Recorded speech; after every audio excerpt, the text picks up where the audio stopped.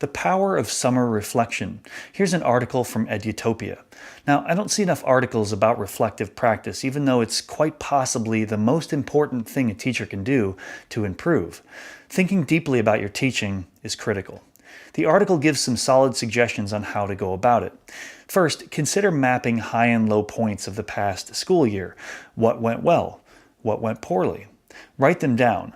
This will help you manage your emotions for the upcoming year, as some of these things are likely to happen again.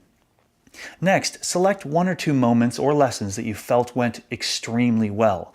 Write in detail why they were great and focus on how you can replicate them.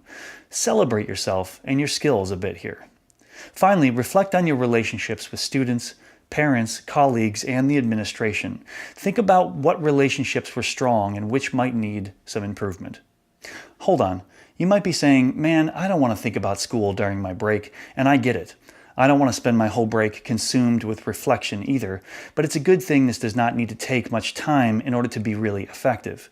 If you spend, say, 15 minutes every morning for a week, you can really make some solid headway here.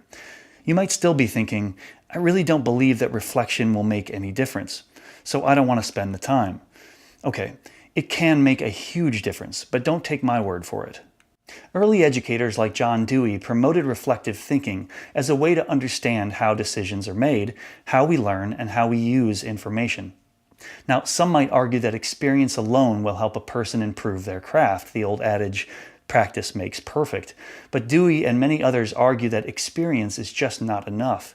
They say things like, we do not actually learn from experience as much as we learn from reflecting on experience. Simply having years of experience in teaching will not automatically lead to being a great teacher.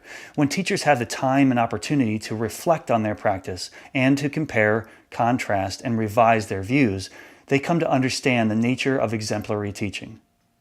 If you are still on the fence, how about this? Spend just a little time reflecting on and writing about your practice this summer. Then share your biggest successes and, if you're brave, some of your challenges on social media, Twitter and whatnot.